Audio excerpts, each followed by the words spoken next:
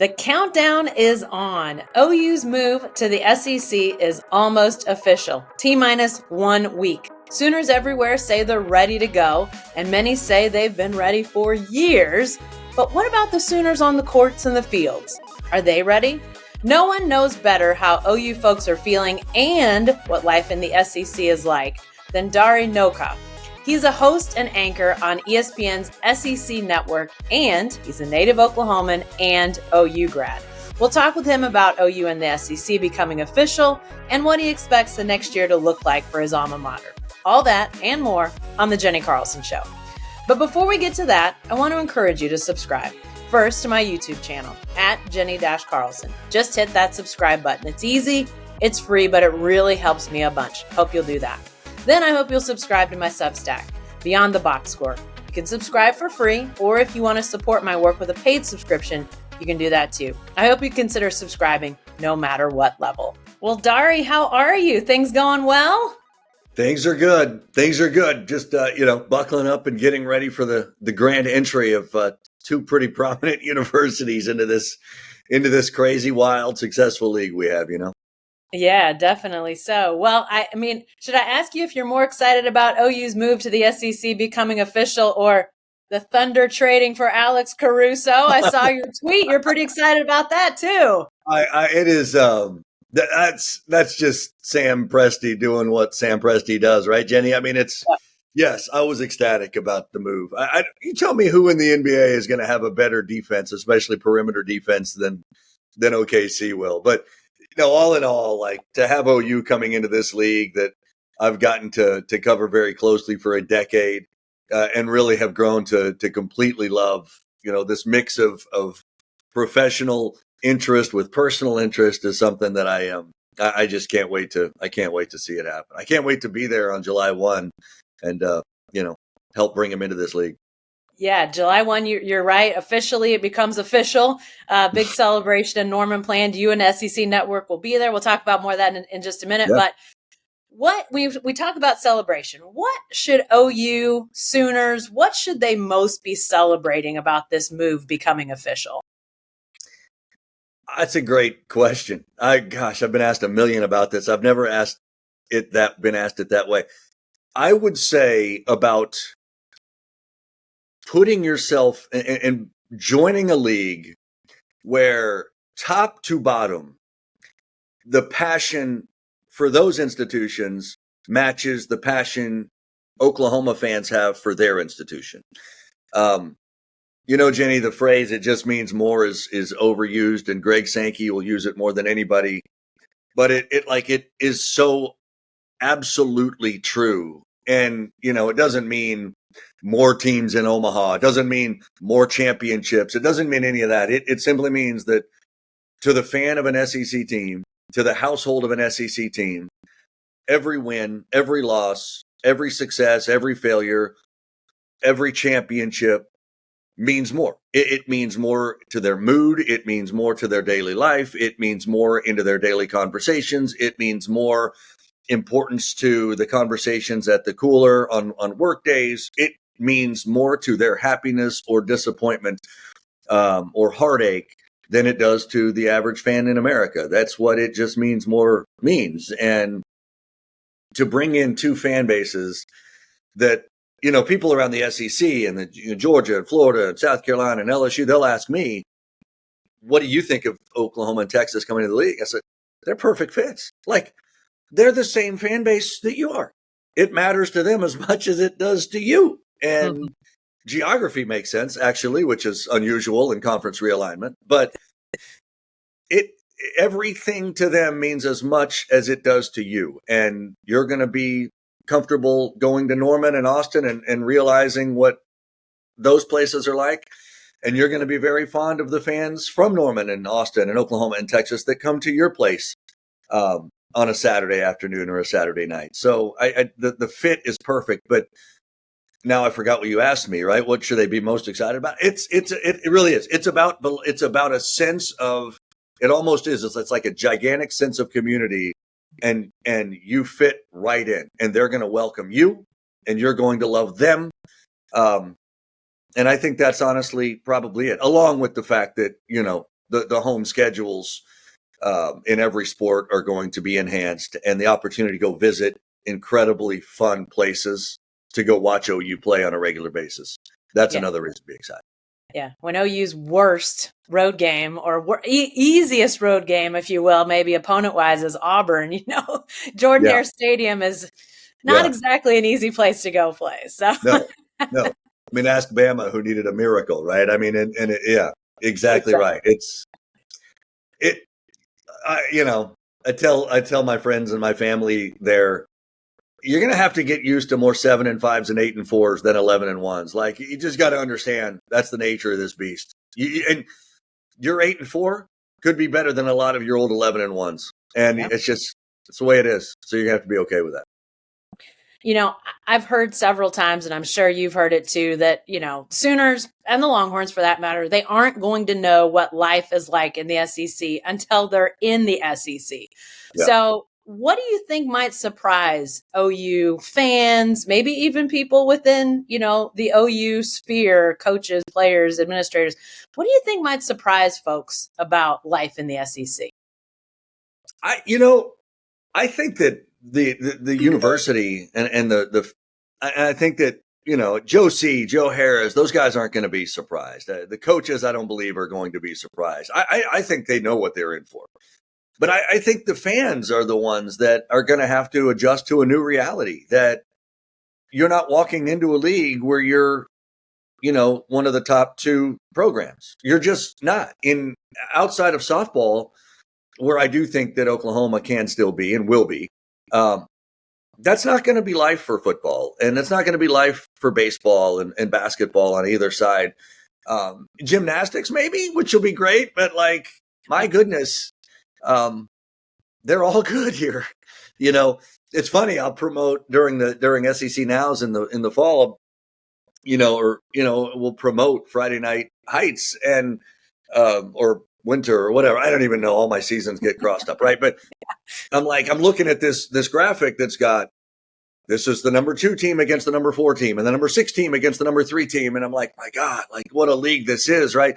Yeah. So I think that fans need to understand that you're walking into a place where, unlike the Big 8, Big 12, there's no, the sense of entitlement turning into reality is not going to happen here. Not automatically. It's going to take time. You're going to have to be okay with that and enjoy the ride, because the week in, week out ride is going to be a hell of a lot more fun, I think, than it has been. Mm-hmm. But it's going to be a little bumpier at times, and you're going to have to be okay with that. Yeah. Let's talk specifically about football. I do want to talk about those other sports for a minute too, but obviously football is front and center in everybody's minds. Sooners, Brent Venables, transitioning. You've seen them, in a Big 12 schedule. You've seen them against, some other teams that maybe are a little reminiscent of the SEC and their non-conference schedule. Just what's your sense of how they slot in to the SEC football league as it is right now? I mean, it looks to be like right now you've got 4 or 5 really good teams in the league. How does OU football slot into that? I think a lot of it depends on how what Brent's brought in through the portal materializes on the field, right? So it starts up front, and if they don't have an offensive line to protect Jackson, if they don't have a defensive line to slow down the run and go up against the 330 pounders that are going to be trying to create space for running backs and protection for quarterbacks, then it's going to be tough, Jenny. It is. To make it without knowing exactly how it materializes on the field, I look at OU and I put them somewhere between 6 and 8 in the league, which isn't going to make people happy, but especially when you look at Texas and you say they're probably 2 or 3, right? So it's not ideal to walk into a league when there are a lot of unknowns in terms of your own personnel, which I do believe is the case with OU. But it also is I think that if they come in and they start 6 to 8, I don't think it gets lower than that, barring significant injuries, because their NIL situation is great. The program history is great. The league that they're, people come play in this league just to say they play in this league and experience the same atmospheres that the Oklahoma fans are going to get to experience if they are able to do so. but it is a tough league, and it's day in and day out. There's no, you know, there's no, you say what you want about Vanderbilt, and maybe that's the one, but look, like Missouri is going to be a top 10 team in the preseason. Like, Yeah. we're sitting here looking at Georgia, Missouri, Texas, Alabama. Auburn's going to be really good, I think. Like there's not an LSU to finish the season in Baton Rouge. Yeah. I mean, come Ole on, what are you Miss. doing, right? Yeah. Arkansas is going to throw more talent on the football field, even though they didn't win a lot of games last year, than most of the teams Oklahoma saw in the Big 12 last year. So is South Carolina, who didn't have a great year last year. Kentucky is too. Oh, they didn't have a great year last year, right? They're going to start a kid that was a 5-star quarterback that started at Georgia that transferred there. You don't get a break. No. And that's like a pretty tough reality. And I know that, week in and week out, Brent Venables, and Sark, for that matter, in the Big 12 aren't looking at K-State saying, oh, we get a day off, or Iowa State or KU or Texas Tech or Baylor, and saying we're not treating that like a break. But in reality, their talent level on the field is drastically lower than yours. Yeah. Not the case in the SEC. No. At all. Yeah. So just get ready for that. Yeah. When you mentioned 6 to 8, I think about teams that have transitioned leagues and maybe had some struggles, and maybe not sort of finishing high has meant that it's been a long time to get back. Nebraska springs to mind, Dari, when I think about, transitioning and struggling. Missouri, it took a while for them to get back to the level they were when they left the Big 12. But this expanded playoff to 12 teams and maybe to more in the not too distant future. Yeah. Does that change that dynamic as OU? I mean, like you say, OU fans don't want 6 or 8 to be the range that they're going to finish in the SEC for very long. But does that expanded playoff change the dynamic as they change leagues? For sure. Comes at the right time. I don't think there's any doubt it comes at the right time, right? So if I say get used to the 9-3s and the 8-4s, because I think there's going to be a lot of years you're going to consider that a really good season. I mean, in this league, historically, there have been really good teams that finish 9-3 and 8-4, and they don't make the 4 team, and maybe they do make the 12. So that certainly helps. There's not a question about it. That certainly helps. But like there's going to be 8-4 seasons that you look at and you say, yeah, we're pretty good, but we missed the playoff as well. And I think that's the reality that a lot of great programs and their fan bases are going to have to get used to. Is okay. You want to get to the playoff, but is that good enough? Do you have to be in 5 through 8 to host? Or are you going to be okay being 9, 10, 11 and having to go play at Ohio State potentially, sure. Or, God forbid USC, right? But, that's what's going to be good enough, right? Yeah.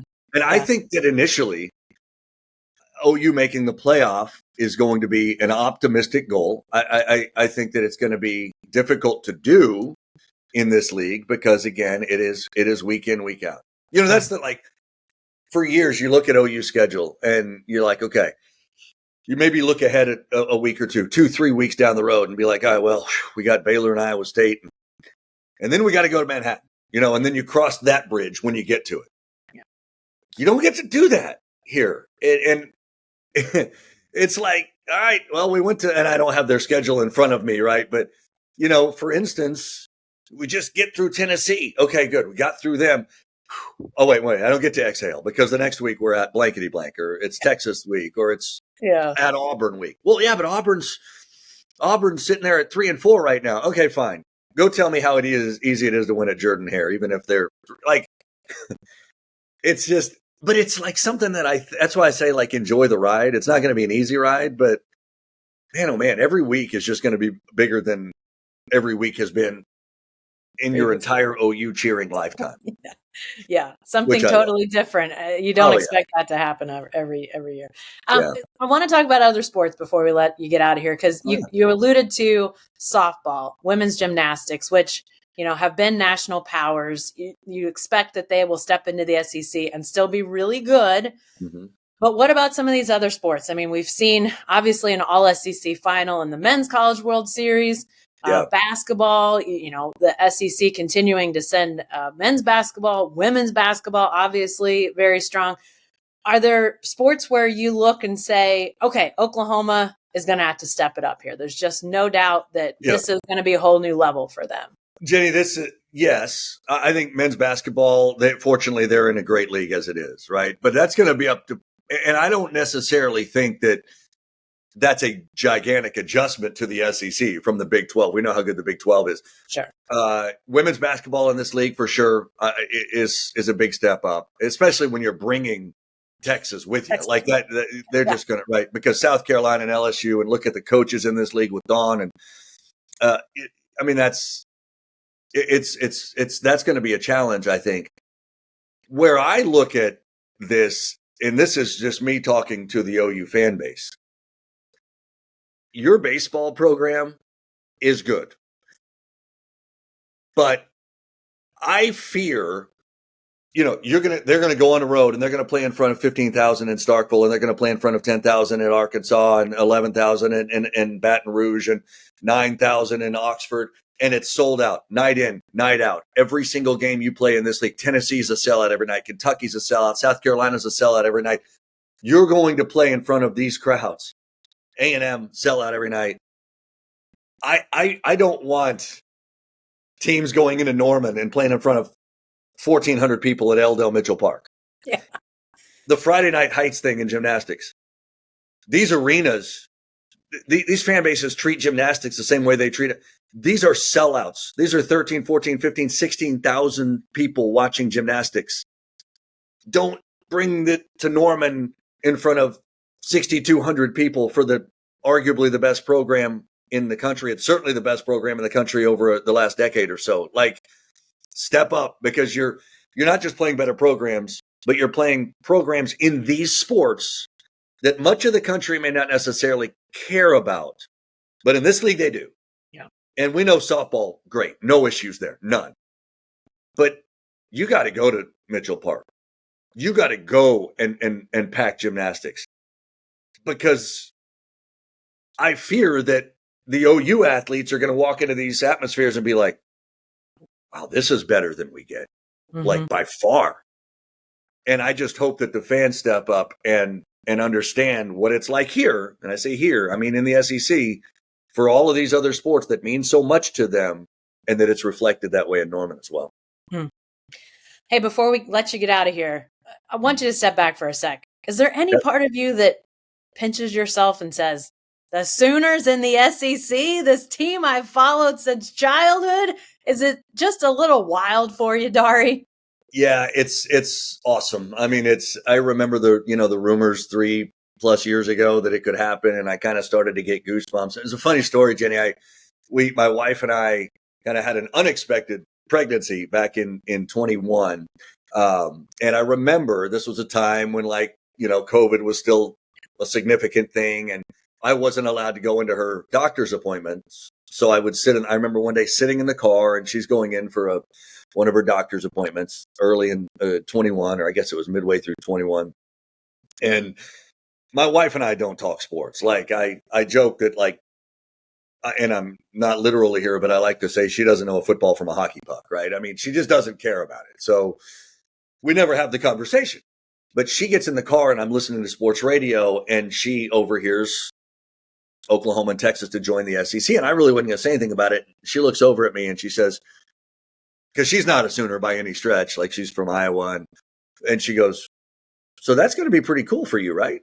I'm like, yeah, you can say that. It's going to be pretty cool for me. And it is. It is, Jenny. It's, I've known Greg Sankey very well for a long time, and he likes to tell the story. In fact, he told it on the air yesterday in our pregame show at the College World Series. 3 years ago, he and I like to go for runs when we're here in Omaha together. And 3 years ago, we were going on a run, and he goes, I've got to be back a little earlier this morning. Okay. He didn't tell me why.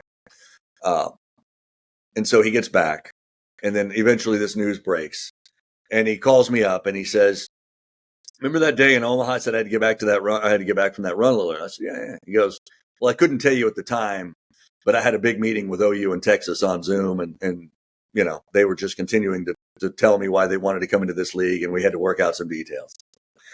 You didn't need to tell me that, but thanks for doing it. This is pretty cool. This is really pretty cool. Well, it becomes official July 1st. You will be in Norman with SEC Network. Tell us about where people can find you, how they can be a part of what's going on. And I know that that's just going to be the first of many times, but how they can be a part of what you all have planned. Yeah. So, I mean, we are doing, so the Paul Feinbaum show will be in Norman, 2 to 6. SEC Now, which will be myself, Alyssa Lang, a variety of our analysts, including Dusty Dvoracek. I believe Greg McElroy will be there. I don't know. We're probably at 6 or 7 analysts. I think Haley McClenny, one of our softball analysts who was a star at Alabama, is going to be there. There's going to be several. From what I understand, all of the OU coaches are at our disposal. They've been told to be in Norman July 1st. This is a big deal. So we'll have conversations throughout the day with coaches, with former athletes, 6 hours of live programming. I know that personally I'm doing some stuff through OU or with OU. They've asked me to go to Tulsa for a Waking Up in the SEC event, a breakfast, I think at 8 to 9 at a restaurant there. So it's funny, I'm actually waking up in Norman, and apparently there's a private plane that's going to take myself and Barry Switzer and a few other coaches to Tulsa for that, Nice. which would be cool. Then we will come back. I think I'm doing something on the schooner at some point during the day. There's a luncheon during the day. I mean, it's going to be start to finish, Jenny. There's a 5K that I'm going to run in just for fun at 11 o'clock the night before on Sunday night.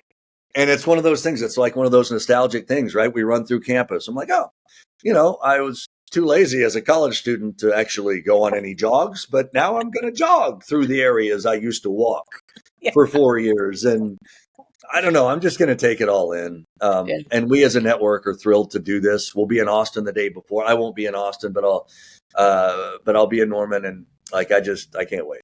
It's going to be fun. And everybody's welcome. I know they've got festivities planned after we're off the air. I think there's, fireworks or drone shows, and people can get down on the field, I think, throughout the day and night. It's just going to be a really cool event.